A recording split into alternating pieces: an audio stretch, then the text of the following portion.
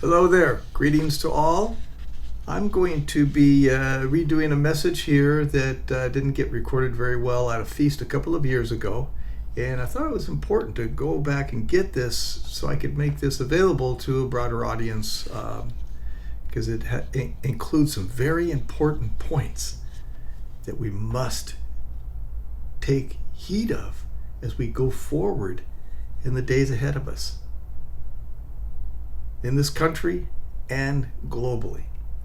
So to start, let me get my little assistance here. You know, the tone of your voice and everything is determined by the shape of your face and your mouth and many other things. So in order to get this a little better, let me do this.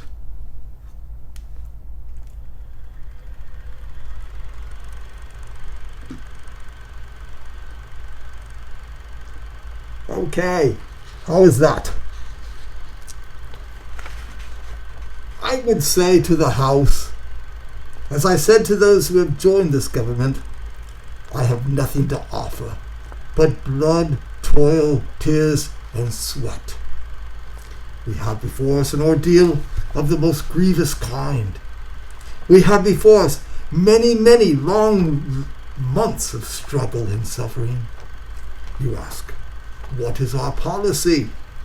I can say it is to wage war by sea, land, and air, with all our might and with all the strength that God can give us.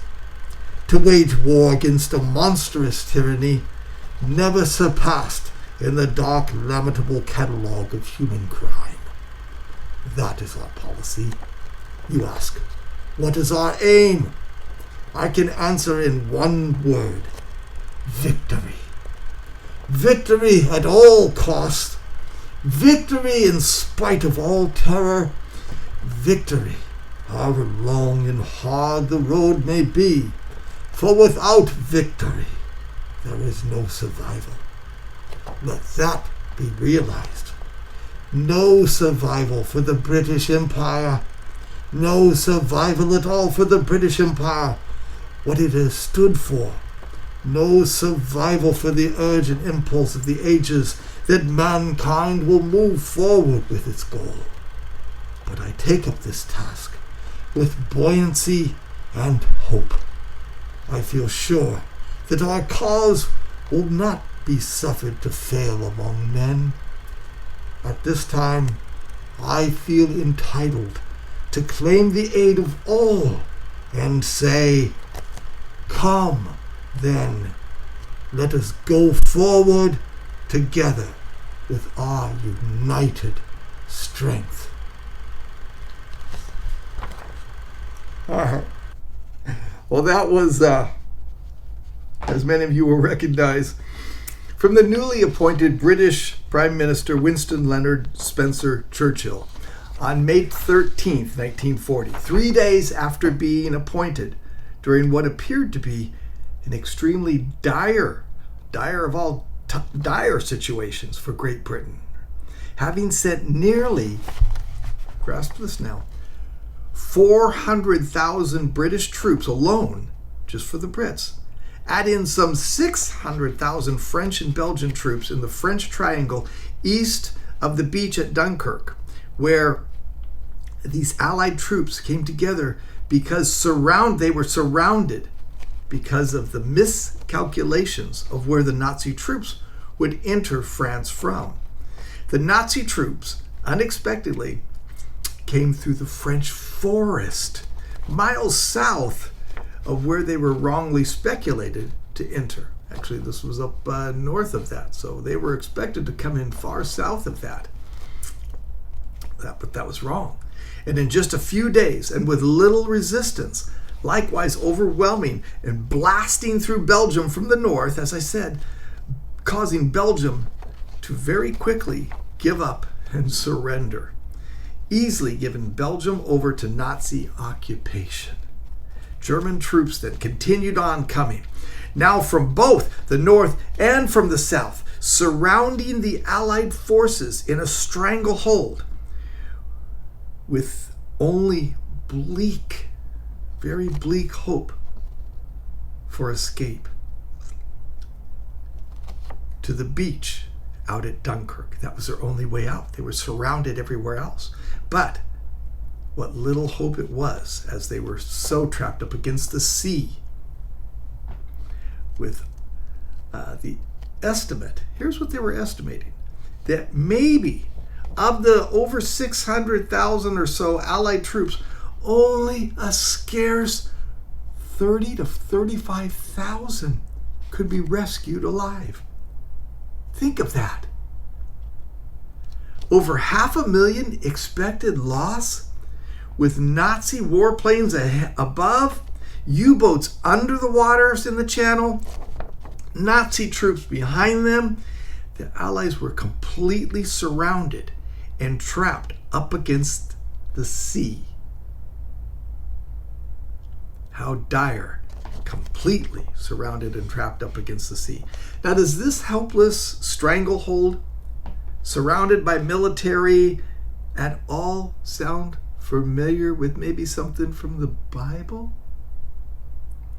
Can we recall Moses and all of Israel, approximately 2 million. There were over 600,000 or so just men alone. So with all the rest of them that were included there, nearly 2 million trapped up against the Red Sea, blocked in by mountains on both sides as Pharaoh's chariot army closed in on them, completely trapped them up against the sea, which was up ahead of them. There seemed no escape. How? Here's the questions. How? Why? Where would God lead them into this dead-end trap? The route shown here on the map that you should be seeing on your screen here is the normal, established, and fairly heavily traveled route that Moses knew well. He knew this route very well. It was a common route and would have taken him up around the top northern tip of the Gulf of Aqaba, which is the eastern Gulf of the Red Sea. So the Red Sea comes up and then it goes off in these two little different Y's, so to speak. Not only when he was first fleeing Egypt, okay, but when he returned to confront Pharaoh again, what route do you think he took? Of course, he took that route up around the Gulf of Aqaba. But so when he was fleeing the Egyptians now, he wasn't looking for a mountain climbing expedition. Of course, he would be, when he's tried to escape, he would have taken that route and he would have known that route very well. All right. He just wanted to get out of Dodge after what happened in Egypt, and the Pharaoh at that time wanted him dead for doing that, for killing the Egyptian slave master. All right, but then he went to Midian. As we know, he tended sheep for 40 years, according to Acts 7:30. All right, now notice something very unusual, a very unusual path where God led Moses and Israel now as they together fled Egypt. Unusual because of what God did. Instead of the established route that I mentioned here, God told Moses the Hebrew word shuv, meaning to turn back or to change direction. Again, this happened before they made the simpler path. They were right near that area, near that northern tip. And then God deliberately stopped them and had them do a big hard turn about, and God Almighty, led Israel as a pillar of fire by day, a pillar of smoke by day and fire by night, right? And so they turned and went south just before the ease of the northern tip of the Gulf would have been, right? Instead of that sure and easier path up around the northern tip, God led Moses and Israel down through this wadi, which is in the dry path that's cut through the mountains by the desert, these mighty desert floods that would happen during the flooding season, and cut this opening right through these high mountains. But you had high mountains on both sides, which then finally comes out and opens up to this huge huge sandy beach of Knowable.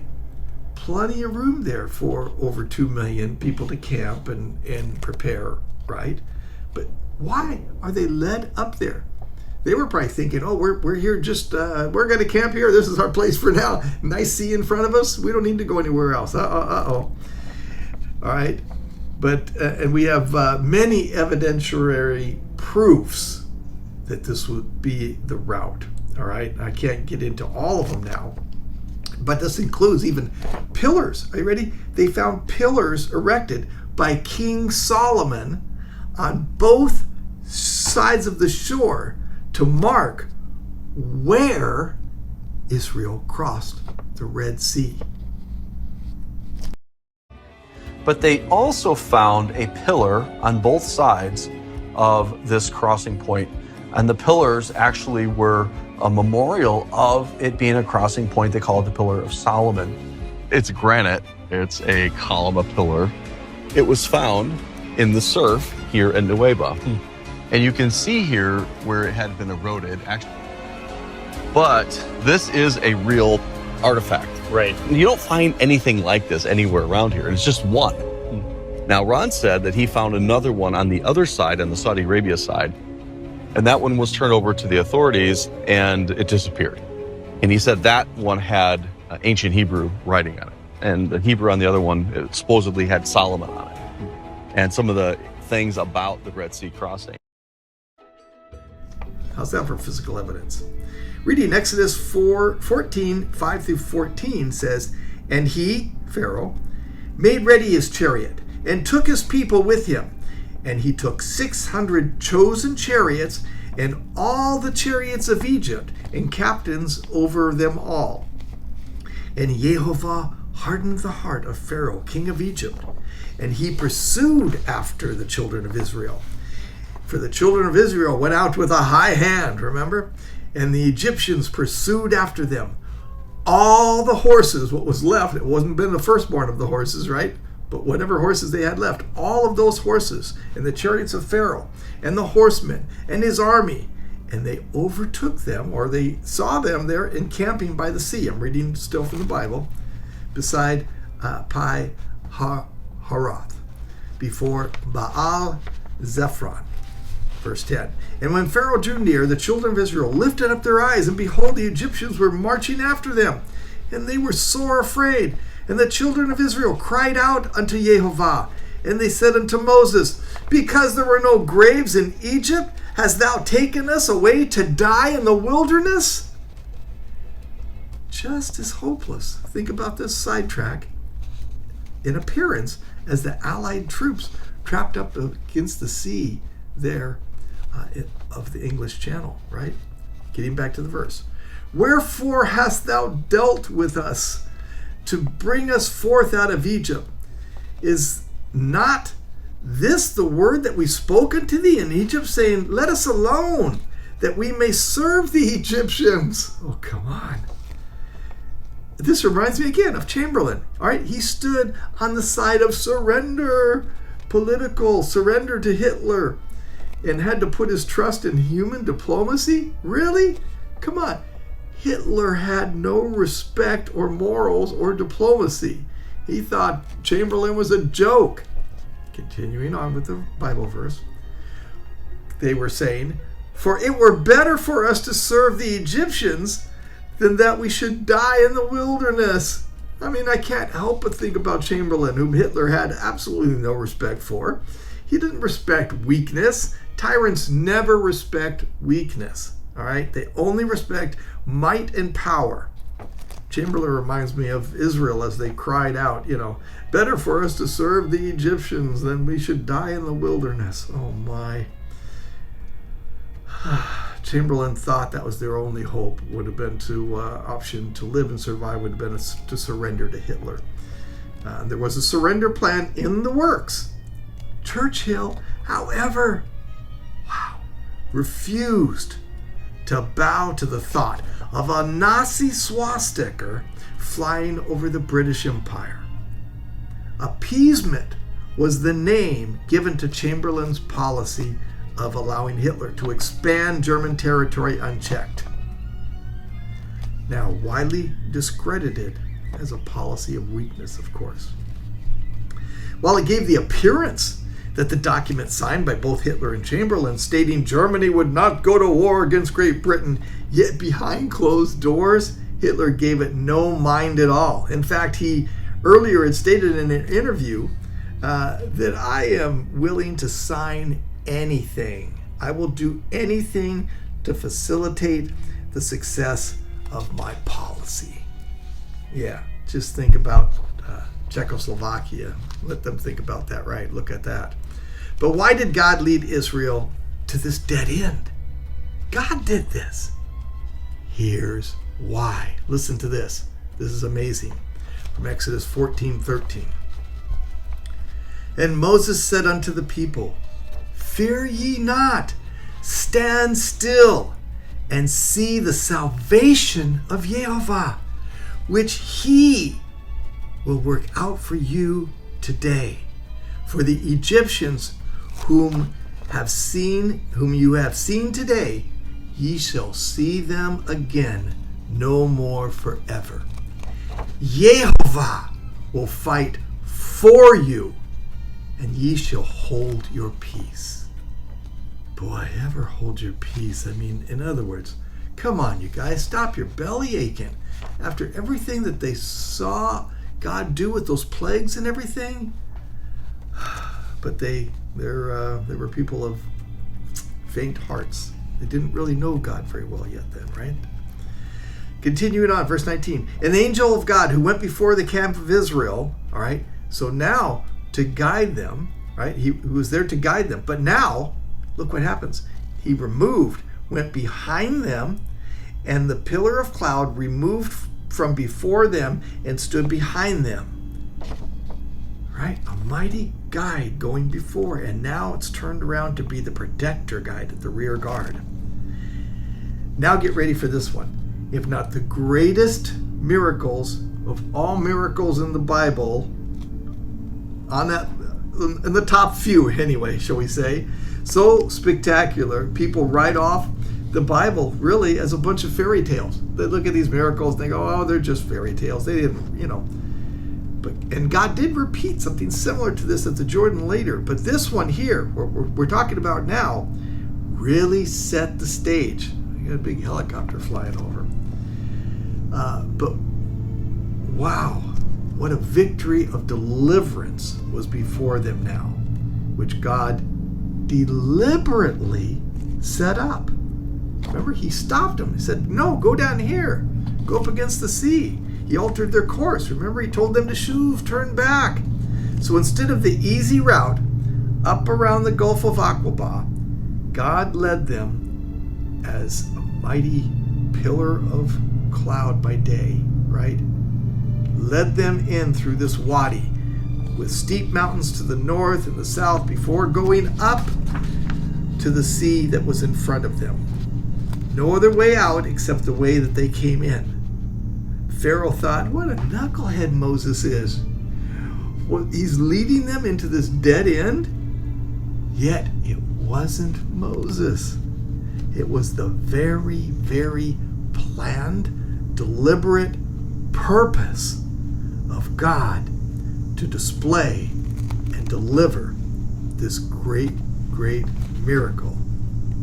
This miracle of victory before all to see.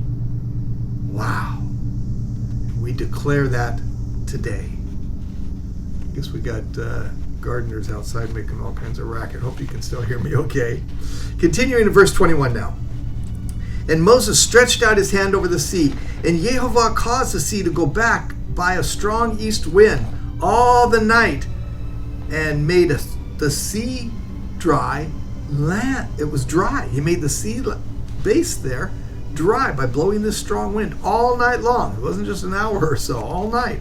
And the waters were divided. Verse 22. And the children of Israel went into the midst of the sea upon dry ground. It emphasizes it twice. I want you to pay attention. And the waters were a wall unto them, not a little trickle, a wall unto them on their right hand and on their left. And the Egyptians pursued and went in after them into the midst of the sea. all Pharaoh's chariots, his horses, and his horsemen. Doesn't say that Pharaoh went in himself. The kings usually wouldn't do that. And it came to pass in the morning watch that Jehovah looked forth upon the host of the Egyptians through the pillar of fire and of cloud, and discomforted the host of the Egyptians. They're starting to get worried now, right? 25, verse 45. And he God took off their chariot wheels, caused them to fall off, because they were driving them heavily, so that the Egyptians said, let us flee from the face of Israel, for Jehovah fighteth for them against the Egyptians.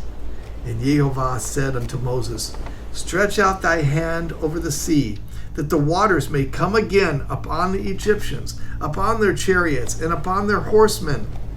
And Moses stretched forth his hand over the sea, and the sea returned to its strength when the morning appeared, and the Egyptians they fled against it, as they tried anyway. But Jehovah overthrew the Egyptians in the midst of the sea, and the waters returned, and the chariots were covered, and the horsemen, even all the host of Pharaoh that went in after them into the sea. There remained not so much as one of them. Wow, what a miracle worker. No miracle worker like God. Jehovah, who fighteth for them, overthrew them, trapped between a rock and a hard place, literally between mountains and sea, and Pharaoh's 600,000 choice war chariots, 600 choice war chariots. That rescue was undoubtedly one of the highest miracles, mightiest victories ever by God. So what about the event at Dunkirk? Returning to that now, where British and French troops were trapped up against the sea and surrounded by Hitler's ruthless Nazi chariots. All right, those were his iron tanks, right? Could God's mighty miracle hand been at work in 1940? God's victories did not end at the Sea of Jordan, at the Red Sea or the Sea of Jordan. There were 2 times there, remember? Remember, if we have faith of a mustard seed, as we were told by Yeshua, prayer leads to faith. There's a path for this. Prayer leads to faith. Miracles and God's victories. Never forget this. Never forget this. Man's mightiest armies are weak up against God's mighty miracle hand. Now, secular historians also use the term miracle. We've heard them. We hear that all the time thrown around. Oh, that was a miracle, right? And historians throw that around. Miracles for the Allies to escape. The secular historians use the term because there seemed to no hope. So they use that term in that regard, but not really claiming that God of heaven acted, whom many of them, of course, don't even believe in, but that the situation was just simply hopeless, and that's why they call it a miracle. Britain's military experts only estimated, as I said before, only some 30,000 or so of the more than 500,000 Allied troops could be rescued by the British Navy due to these German U-boats out there, battleships. We know all what's going on. The German Air Force, which they call the Luftwaffe. Oh wait, no, not that kind of waffle. The Luftwaffe. And land forces firing from near and both sides of their stranglehold. Their rescue absolutely seemed hopeless. Historians called it, though, the miracle part due to the fact that Hitler suddenly, to which none of them understood, to this day they don't understand why Hitler paused. He halted their attack for 36 long hours, well over a day, a full day and a half, right smack in the middle of that dire situation where they're surrounded. Now, there were various speculations as to why Hitler approved this unheard of pause. They had them well within the teeth of their jaws. Why let your opponent up off the mat when you have him pinned, right? I mean, come on.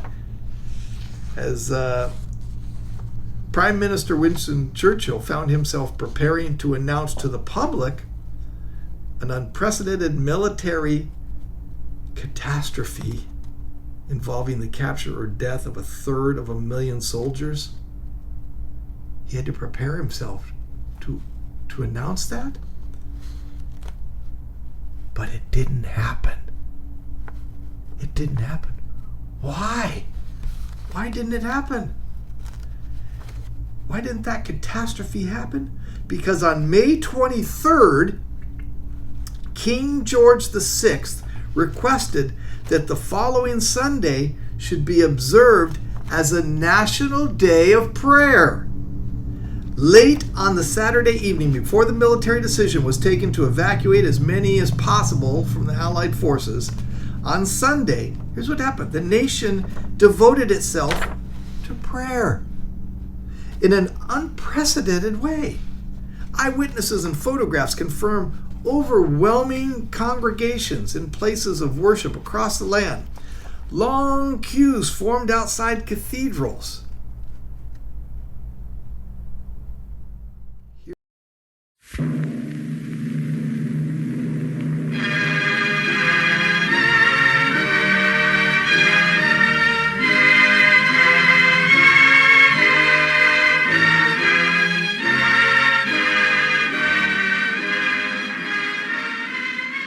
Fateful hour we turn, as our fathers before us have turned in all times of trial, to God Most High. And let us, with one heart and soul, humbly but confidently commit our cause to God and ask His aid that we may valiantly defend the right as it is given to us to see it.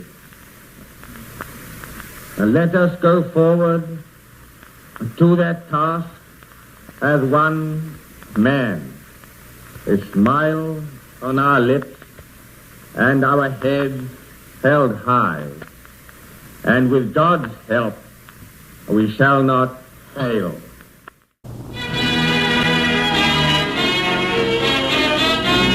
The Empire responds to the King's call. And at Westminster Abbey, heart of the Empire, the statesmen, the soldiers, the ambassadors, and hundreds of ordinary men and women join the mighty congregation. Her Majesty Queen Wilhelmina of the Netherlands arrives a few moments before their Majesties. No one here today could foresee the grave news that has come from Belgium. All the more, it is well for us to show the world that we still believe in divine guidance, in the laws of Christianity. May we find inspiration and faith from this solemn day. The people of London, with British people throughout the kingdom and the empire, joined in the National Day of Prayer for strength and guidance in the days to come and in thanksgiving for blessings already received. At this moment of thanksgiving, His Majesty the King speaks to his peoples and his fighting forces throughout the world. Today, we give thanks to God for a great deliverance. Speaking from our empire's oldest capital city, war battered, but never for one moment daunted or dismayed. Speaking from London, I ask you to join with me in that act of thanksgiving.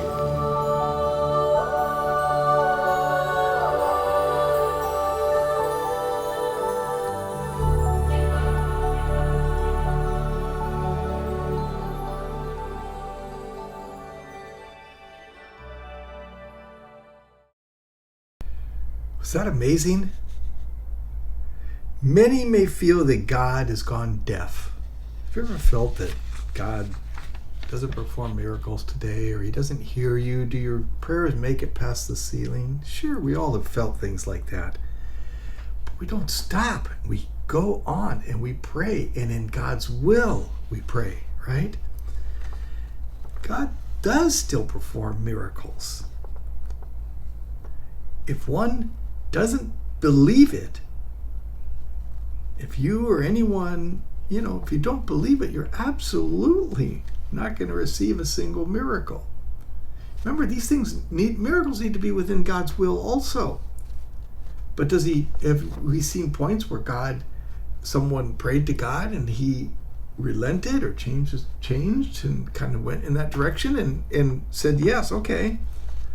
Now, of course, the secular naysayers, they use that word miracle, but they don't recognize the one who acted for ancient Israel, or in this case, Great Britain, as we're going to see. And most still wouldn't even believe it today if we stand and proclaim it. If we see something great happen that we pray about as a nation and we see it come true, they're going to find some other way around it, right? But we can't grow faint. Don't lose heart. Don't allow non-believers to dampen our faith, right? It can be so easy. Just go on in faith and know that God's will be done, and he loves you and he'll listen to your heart. Sometimes he may not give us the thing that we want just the way we want it, and sometimes he gives us something that's better, that maybe hurts on the way.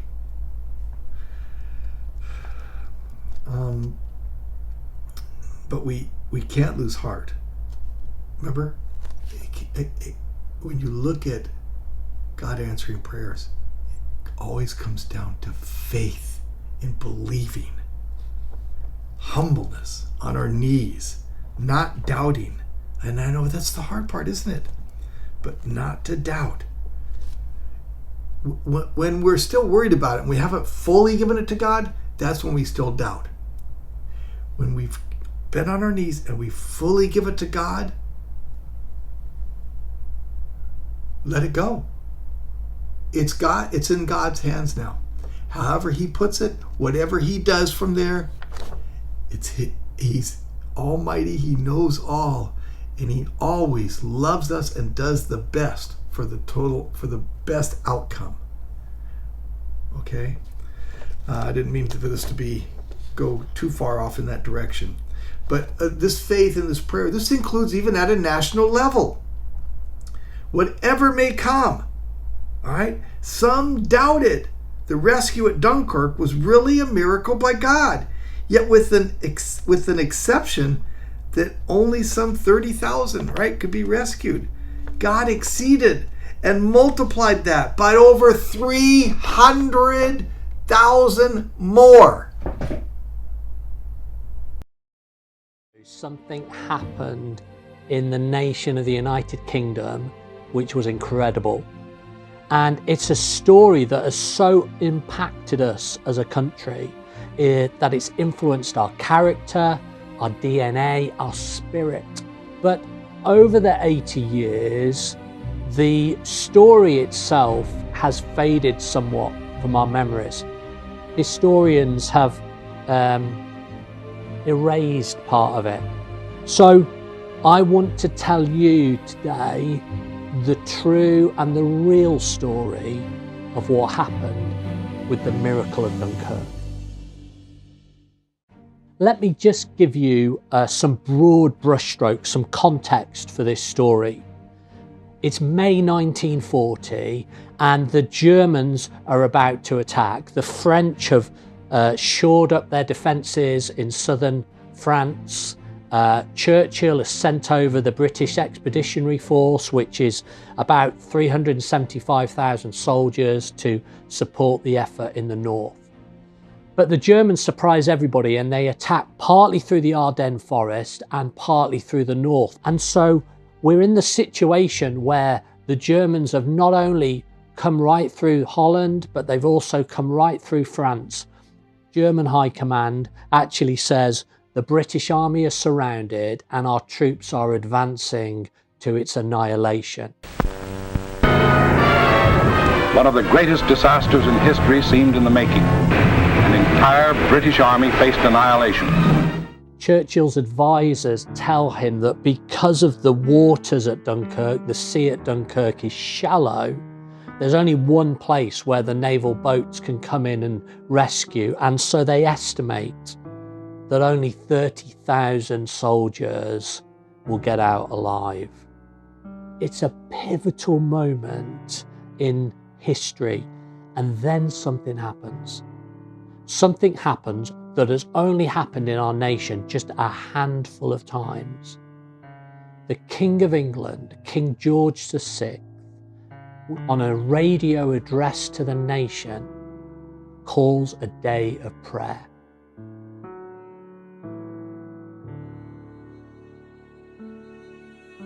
What happened next was miraculous. Hitler makes one of the biggest strategic military errors in history. He decides to stop the advance on Dunkirk, overrules the protestations of the generals, and sends the bulk of the army down to southern Europe. Back home, there's 1 million people queuing up outside churches to pray to the God who answers. There's millions of people at home calling out for their loved ones, pleading with God to rescue them. All the more, it is well for us to show the world that we still believe in divine guidance, in the laws of Christianity. May we find inspiration and faith from this solemn day. Then more miracles happen. The Germans are going to launch their air force from Flanders, but a freak storm appears which grounds most of that air force. Only a few of the planes are able to take off. Now, I know storms happen, that's just life, right? But what's amazing is, while that storm is happening, just 100 kilometers away, the weather is completely different. The sea at Dunkirk, some generals describe it as being like glass.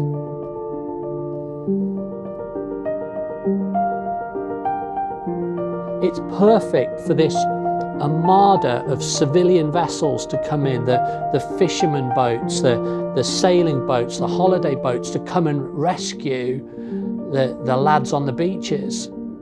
British ships, cruisers, destroyers, yachts, paddle boats, anything that could float, crossed the channel. And not only is the sea just like glass, but there's also cover of fog. So even for a lot of the Air Force, they found it difficult to navigate, to actually attack these ships. And if that's not enough, if Hitler's decision or the weather conditions are not enough, there's actually accounts of this incredible immunity that some of the soldiers had. One group of 400 soldiers had this consistent attack coming in from what was left of the German Air Force to attack. And when the attack finished, 400 of them stood up and just couldn't believe that none of them were hit. None of them were even injured. One of the chaplains of that group of 400 gives the account that he threw himself down to the ground, lay in the sand, was just praying to God for help. And when it went to silence, he got up and checked himself just to see where he'd been hit. But he hadn't. And he looked down at the sand, and there was his silhouette in the sand made up of German bullets. Incredible.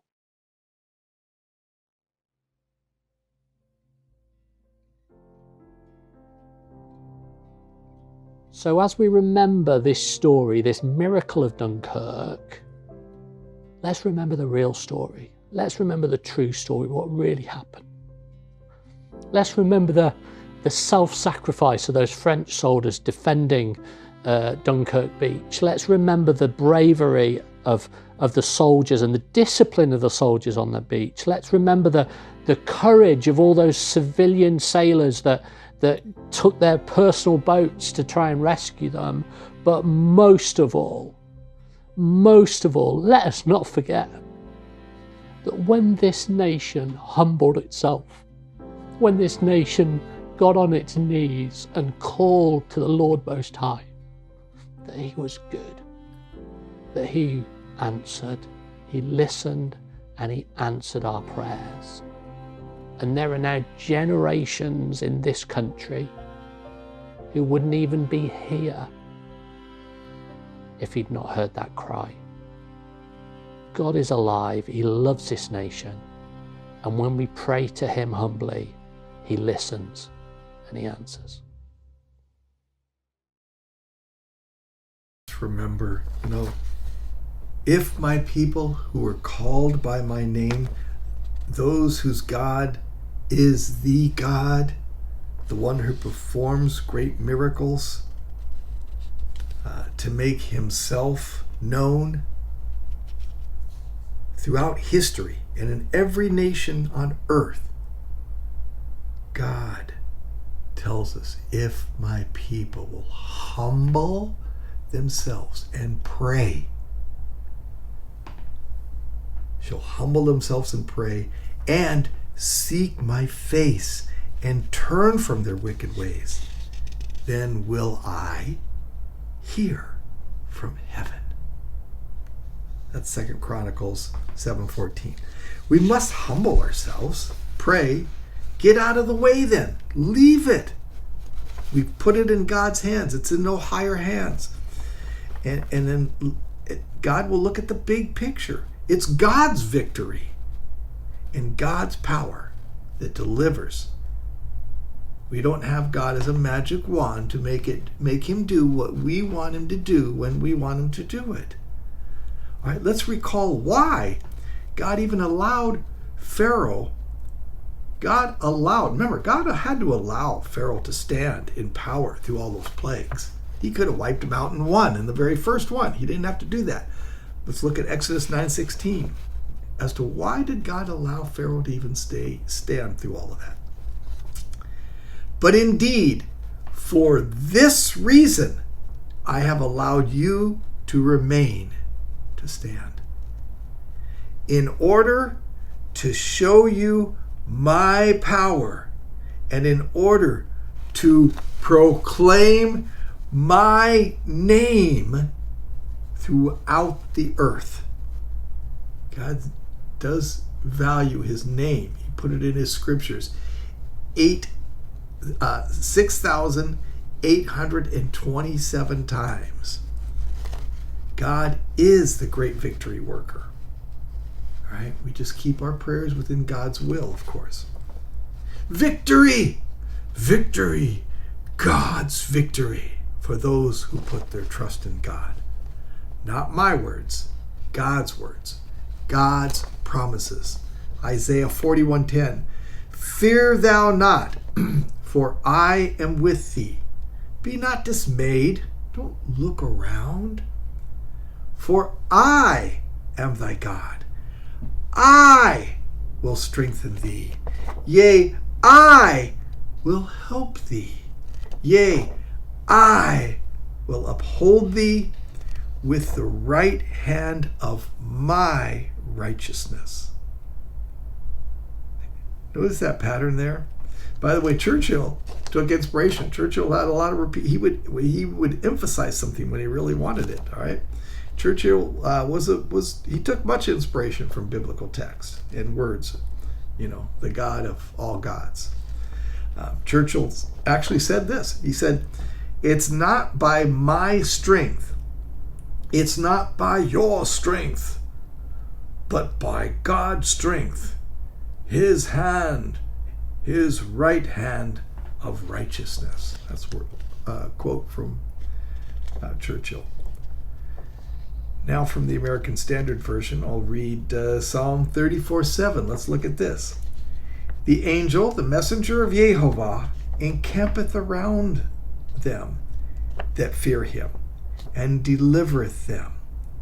O taste and see that Jehovah is good. Blessed is the man that taketh refuge in him." All right, one more of those. Maybe two. Psalm 121, 1 through 8 says, I will lift mine eyes unto the mountains. From whence shall my help come? My help cometh from Jehovah, who made heaven and earth. He will not suffer thy foot to be moved. He that keepeth thee will not slumber. Behold, he that keepeth Israel will neither slumber nor sleep. Jehovah is thy keeper. Jehovah is thy shade upon thy right hand. The sun shall not smite thee by day, nor the moon by night. Jehovah will keep thee from all evil. He will keep thy soul. Jehovah will keep thy going out and thy coming in from this time forth and forevermore. Oh, take heed in God's promises.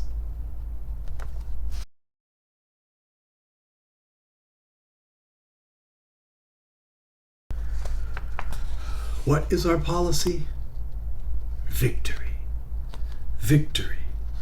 Victory by sea, land, and air, with all our might and with all the strength that God can give us. Now there on the hill of the skull, our Savior hung on a cold Roman cross. Most, if not all there, considered him defeated, didn't they? They mocked him, as recorded by Matthew. Matthew 27, 39 through 43 says, And they that passed by railed on him, wagging their heads and saying, Thou that destroyest the temple and build it in 3 days, save thyself. If thou art the Son of God, come down from the cross. In like manner also the chief priests, mocking him with the scribes and elders, said, He saved him others. Himself he cannot save. He is the King of Israel. Let him now come down from the cross, and we will believe on him. He trusteth on God. Let him deliver him now, if he desireth him. It appears victory was lost. It appeared that victory was lost, hanging there. Was it? Sometimes to us it seems that our victories are lost. They're just not going to happen. I don't mean to say that God, as I mentioned before, is not our own little genie in the bottle, but let's also keep this in mind. Here's something that Paul said, 2 Corinthians 12, breaking into verse 7. For this reason, to keep me from exalting myself, there was given to me a thorn in the flesh, a messenger from Satan to torment me, to keep me from exalting myself. Concerning this, I pleaded with the Lord 3 times that it might leave me. And he said to me, My grace is sufficient for you. We all know this very well. We've read this many times, right? But why grace? Why does he now turn to grace? Why is he talking about grace all of a sudden? Let's continue and see the answer. For power is perfected in weakness. Most gladly, therefore, I will rather boast about my weakness, so that the power of Christ may dwell in me. That's why. Think on that. Meditate on that. Read that over and over. Ask ourselves, how can my weakness, how can my infirmities even show God's power? I have a thorn. I have type 2 diabetes. How do I handle it? What thorn might you have? God hasn't healed as of yet, hasn't taken away my thorn in the flesh. How do I handle it? How do others see me handle it? Do I point at God and blame God? Do I get angry?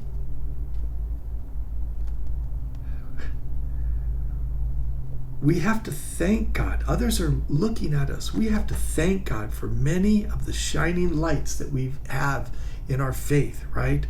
Despite your thorns, you stand by your faith and you give thanks.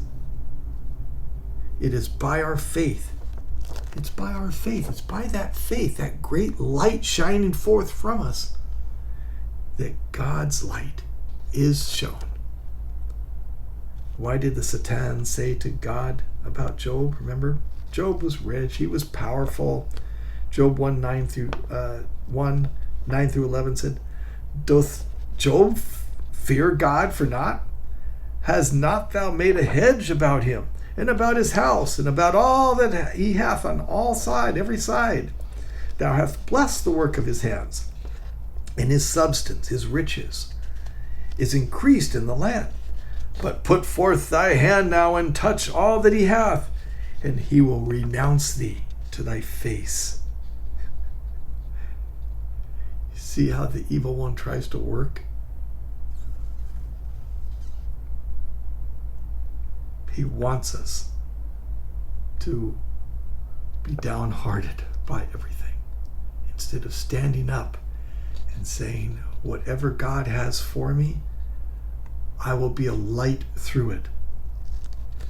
Power perfected in weakness, hopelessness, faith. Job's faith was in God, and God brought forth victory, didn't he? There will be a time forthcoming where it will seem absolutely hopeless that humankind, or even the earth itself, will survive, whether our nation will survive, the nation that we love and we try to protect, that we will be trapped up against the sea, between mountains of extinction from enemies, possibly deadly missiles capable of wiping life itself off the face of the earth, could be even subtle. Yet with one exception of Messiah's resurrection, there will be a new V-Day. A new V-Day, Victory Day. One beyond any other previous V-Days.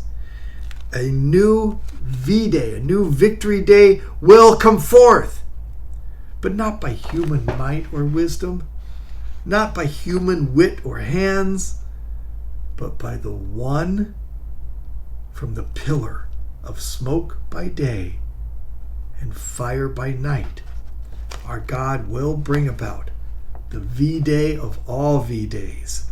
Victory of all victories will be won, physical and spiritual.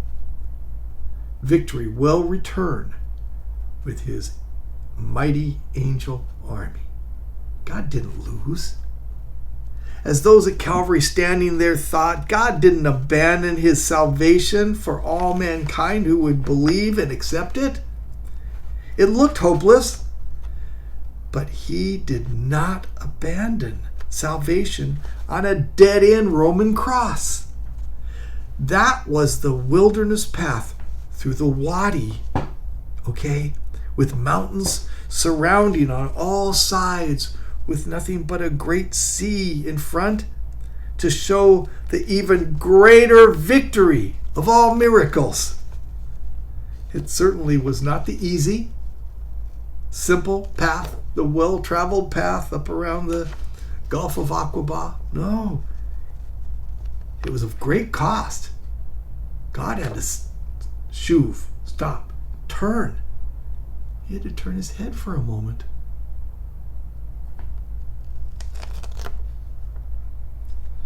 Yes, it looked like a dead end, but what appeared as failed death and weakness became the victory of our salvation at hand. Even greater victory than parting a great sea. He opened a tomb and delivered victory of death to life. Wow. Oh, death, where is your sting? In God's infinite wisdom and timing, the one who holds rescue and salvation and victory in the palm of his mighty hand, hasn't today forgotten the end path that the world here is on? The path that the world's on? God isn't done, nor has he forgotten.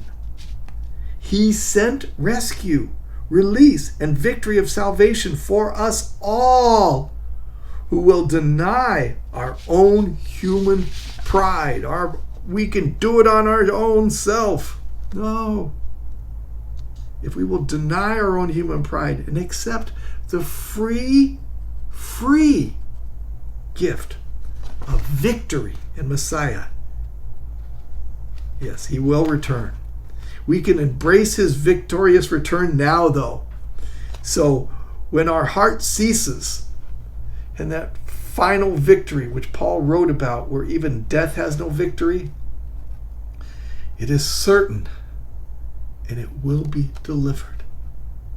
That, my friends, is the day of victory for God's prize creation, God's children. You and I individually, collectively, humankind, those who accept that free gift. But it is also a day of victory for all of God's creation, as he restores the beautiful Garden of Eden here on earth. He will bring that back, that beautiful garden. The deserts will blossom with beautiful scented flowers. Everyone will have their own vineyard. Everyone will look around and exclaim, this is how God intended it to be. God's will, at last, here on earth as it is in heaven. Now, we had come together at the Feast of Tabernacles. Each year we do, to somewhat rehearse that peace and joy of God's promise of his V-Day.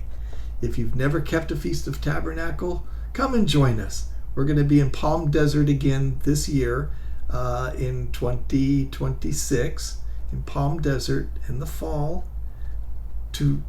for those 7 days with a final 8th day to rehearse and kind of live in a little mini millennial during that week, right? To rehearse that. God's promise will come for us, and we invite you there. Just let me know if you need information on that. One last reminder here, and then I'll be going.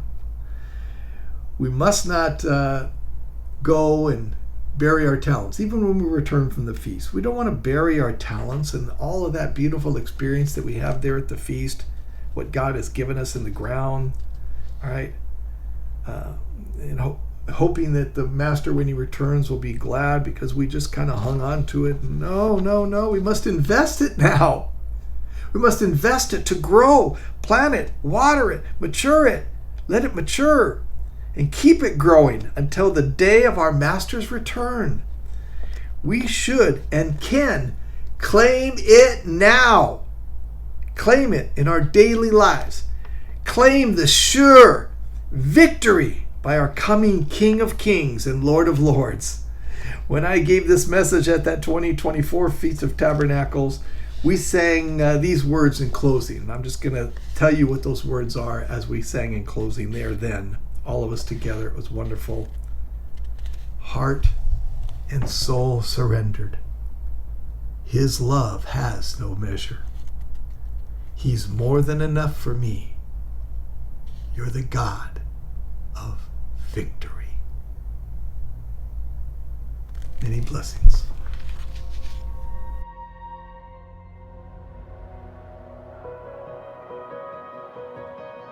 Here I am. You know my heart. You take me as I am, with all of my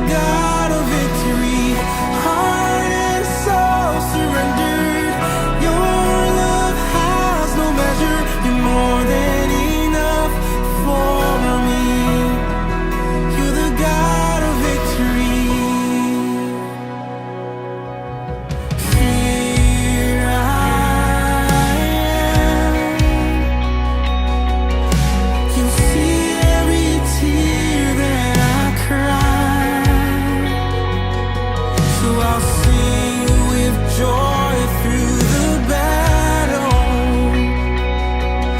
For you never leave my side, and this is amazing life. So I will sing forever, 'cause I have found the treasure. You're more than enough for me. You're the God of victory, heart and soul surrendered. Your love has no measure. You're more than enough for me. You're the God of victory.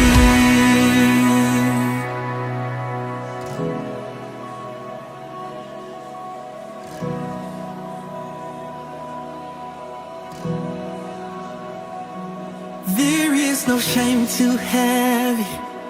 There's not a sin too dirty. For nothing can separate us. This is my song of victory. Your blood has bought my ransom. Your grace walked me out of my prison. You called me a new creation. So this is my song of victory. There is no shame too heavy, and there's not a sin too dirty. For nothing can separate us, and this is my song of victory. Your blood has bought my ransom.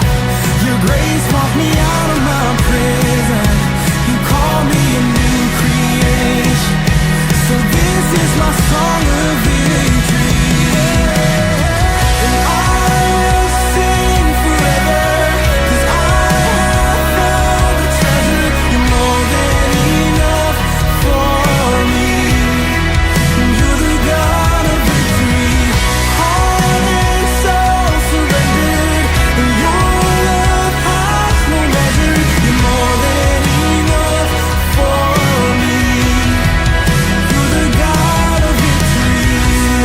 I will sing forever, 'cause I have found the treasure. You're more than enough for me. You're the God of victory.